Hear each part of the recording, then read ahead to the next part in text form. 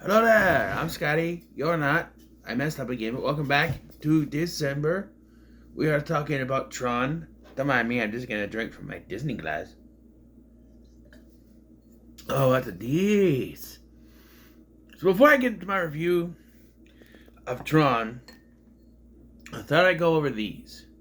These are Disney glasses released by McDonald's in 2001. I'm gonna bring you guys down so it's a little more easier to show you the cups. These cups. Alright. So the first cup, the one I'm drinking out of, we'll go over first. This is the Pinocchio cup.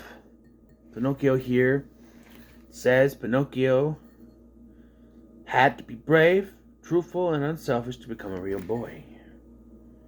Dumbo, real name, Jumbo Jr., because his mom's name is Mrs. Jumbo. Mickey Mouse there says, shared dream come true. Fantasy beyond the reach of time. Dingle Bell starts the fireworks nightly in the Magic Kingdom Park. Now, I don't know if any of these are all, like some of the things about the park is still true. This is 2001. 23 years ago. This is to celebrate Walt Disney's 100th birthday. Sean Connery's birthday?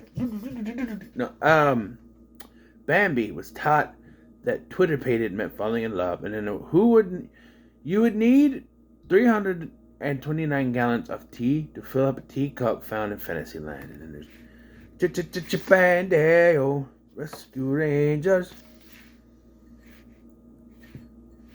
This is the one I'm drinking out of. It's got my Zero Sugar Mountain Dew in it. This one's... Let's save that one, actually. Do the Mickey Mouse one. Mickey Mouse made his debut in 1928, excuse me. Steamboat Willie. Of course, that's no longer owned by Disney. Everybody's making horror movies out of it. Kiss me are the only words spoken by Pluto. There is a Goofy one. There were four. I don't have the Goofy one. I think I had all four when I moved in. One, I'm assuming that one broke. I wasn't very responsible back then. I am now a little bit more. Donald Duck's middle name is Fauntleroy. Disney Stars and Motor Cars Parade features the classic American cars from 1929 and 1951. Snow White. White. Not tan. Not Mexican. White. Oh, look. Mickey's sorcerer hat at the Disney Studios is 122 feet tall. Dopey was the only dwarf that appeared. He's also the only dwarf that did not talk. And that hat, Mickey's hat, is from the segment of Fantasia called The Sorcerer's Apprentice. Look what we have here. I probably should have saved it for this one, but we'll be doing this one later this month. I think it's Cage will be back twice. Final one. This is the Buzz Lightyear one. To Infinity and Beyond was only said twice in Toy Story by Buzz Lightyear. There's always magic at the World Showcase with Disney characters and larger-than-life puppets. The Epcot Center, Light and Jasmine, the Beauty and the Beast. Belle is French for beauty.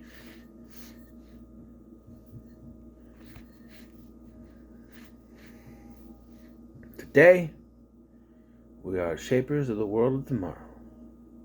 And by the way, he says it twice in the first Toy Story, is what I'm saying. He says it twice. There's not much on this one. Mushu is here, but there's no fact about him. I'll show you Mushu. There you go. Dragon, not lizard. I don't do that tongue thing. Yes. This one is not clean. I used that one already. The only one that's actually clean is this one. So, alright, to bring it back up, we'll talk about TRON.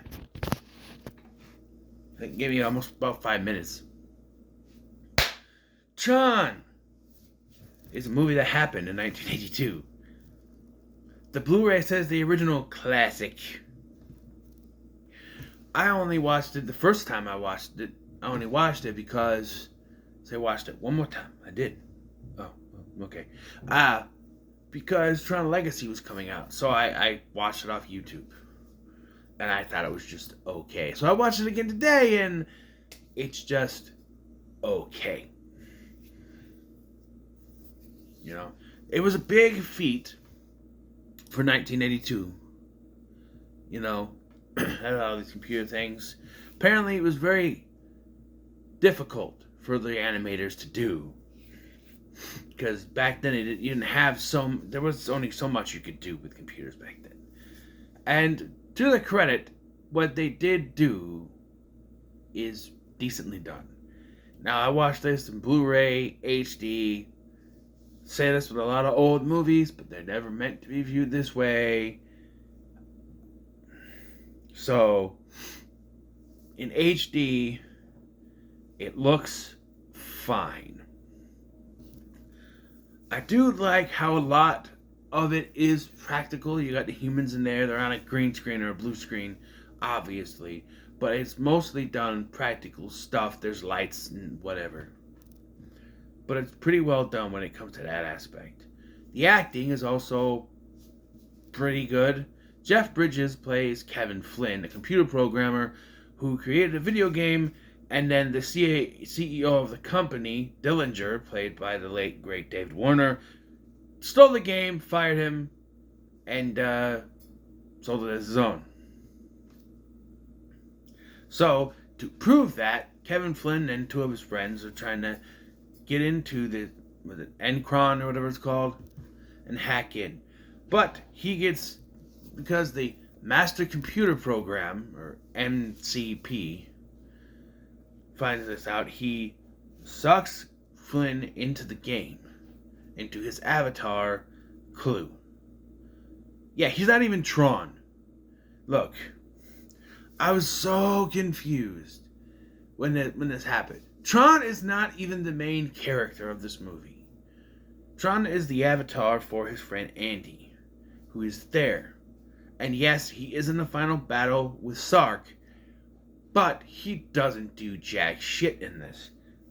He helps out, he almost dies, supposedly dies, then comes back, defeats Sark, and then boom. And yes, I do think it's funny that they had... oh no, wait. James Frain wasn't Sark. He was something else, and it was, what's his name? Takasu Kensei from Heroes. He was Sark in Alias. I don't remember the actor's name. David... something. I don't know. But... Hey there, cop. I need to finish that series. I had 2 more volumes to do yet. Fugitives, Redemption, Retribution, whatever.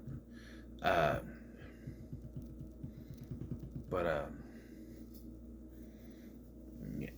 So most of this movie takes place inside this computer world, which of course, you know, it looks very 80s. Actually, you could tell this is 80s. Even trying to look futuristic, it's very 80s, which is kind of my problem with the new one, the Tron Legacy, where they make it way too futuristic. Hey, we got it's 2011. We have the technology to do this now, the way we wanted to do it before. So make everything look all futuristic and stuff. And yeah. I don't know. I'm just not a fan of like having a movie that's based in regular reality, and when the sequel comes out, oh, it's very futuristic now. Because like when they're not in the game, it's very much looks like 1982. You know, he's at the arcades and all that stuff. It's very 1982. The 80s were when video games started to blow up. So yeah. But then the sequel comes along, and it's just futuristic. That I can remember. It's been forever since I've seen it. Don't ask the Groby to remember. Every time he watches it, he falls asleep. He got sleepy. But, yeah. We get a cameo from Dan Shore, aka Billy the Kid. I want y'all to put your hands together. Yes. Billy the Kid from Bill and Ted's Excellent Adventure. Excellent dudes. Yeah. You need a cameo here. David Warner not only plays Dillinger and Sark, but also is the voice of the MCP, the computer program thing. Yeah.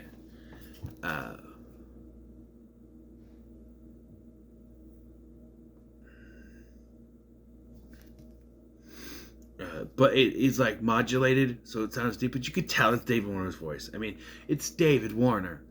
You could tell his voice from anything. You know? Bonjour, lobby. Oui, bonjour, lobby. Freakazoid. I did a video on that, right? I think so. But, something's happening to me. I'll have to set on toes. I gotta make this quick. So, yeah, the movie's kind of hard to follow, if you get my drift. Because the basic plot that I got from Wikipedia was, computer programmer wants to prove that his stuff was stolen, he gets sucked in, and he has to make his way through. Fine. But there's just a lot of stuff. There's really no score to this. It's just a lot of... And there's a lot of times where it was quiet. So quiet, I thought the Blu-ray was freezing up. I'd be doing something and I had to look to make sure that it didn't freeze up because it was so quiet. Bit of a complaint, I think. But it's an older movie, but it's not like the 1930s, where, you know, like you watch Dracula, there's no score. Frankenstein, there's not really a score. You get, you know, Swan Lake at the beginning of Dracula, but other than that, not really much of anything. Those older movies don't have it. This feels like that, where there's barely any score. There's some music here and there, but there's barely anything. You know how this movie's gonna end, too. You know, at one point they say that Tron is dead, but then Tron comes to save the day. They defeat Sark and the NCP. NCP? Computer program. NCP. And, yeah, then it tries to put in a little bow. It's not really said in so many words here, but Wikipedia describes it as, because you see David Warner, there's no words. He comes into his office, he sits down, he looks at this little thing on his desk, and sits down and goes, apparently everything's been terminated, so he's fired, basically. Because Flynn's found out, figured out the thing. And then you see Flynn coming out of the TRON helicopter. And meeting up with his friends. And then it just shows like the city before it goes to the credits. What are you supposed to make of that? There's nothing explained. There's no real dialogue other than Flynn going, "Hey guys!" And I will credit this. This is Jeff Bridges before he was all, you know, like True Grit, where he's talking, you can't understand, you gotta have subtitles to see what he's saying. No. There's even one point he goes full dude in this. One point he goes, "Hey, man!" And I'm like, that didn't... "Hey, man!" But yeah. Jeff Bridges is good in this. Before he decided to mumble all his words.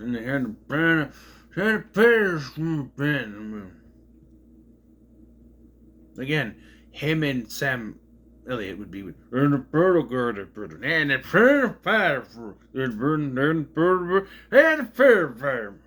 a mumble off. But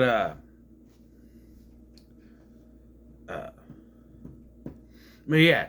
So I was like, how do I explain this ending? So I had to look it up on Wikipedia. Apparently, this ending means Dillinger is fired. Obviously, that's obvious. But apparently, Flynn leaving the helicopter means he is now the CEO of the company.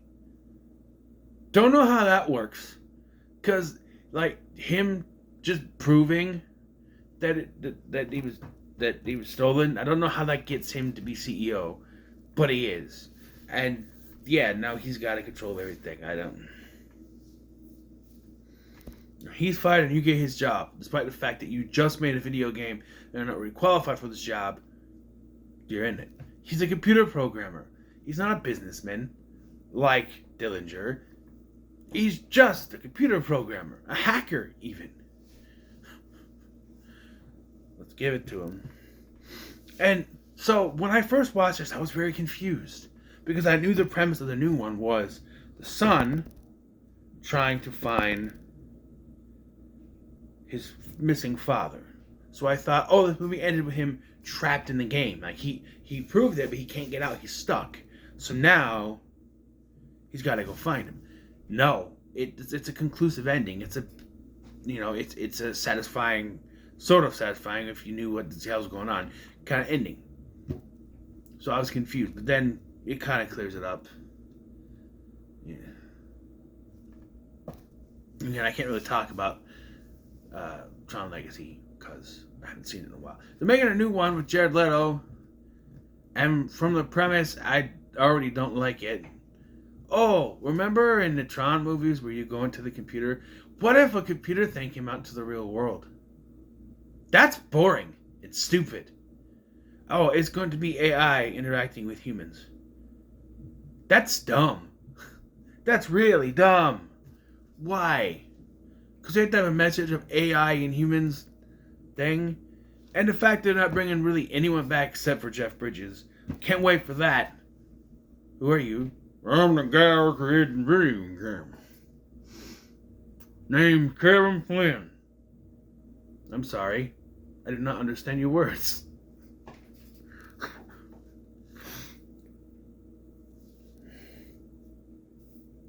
I said I'm the one who made the video game back in 1982. Wasn't for me, wouldn't be here. Does anyone understand what he's saying? No disrespect to Jeff Bridges, all the respect, but that is what his performances have become lately. I guess it'd probably just be a cameo, right? Something to say, hey, look, it's him. No Garrett Hedlund, no Olivia Wilde. Then again, their careers have changed, especially Olivia Wilde. Their careers have went beyond this, so I could see. But like, if you're saying you're a sequel, people are gonna go into this, and when they start watching, they're gonna be like, "Where are the characters from the last one? Are they gonna do another Disney animated series to connect them?" My drink right here. I'll give it a middle of the road. This is not one I ever go back to, and really, I only reviewed it because I needed another classic movie, and I don't have any more. I didn't want to do an Apple Dumpling Gang. I could have done Gus about Don Knotts and the donkey, but I don't know. Anyway, I gotta go. I got something going on at 11. I gotta walk over there. It's snowing, but I have to sit in the toilet for a few minutes. So what are your thoughts on Tron? And no comments below. Make sure to like, share, and subscribe. Thanks for watching. I'm Sky, and I'll see you in the next one.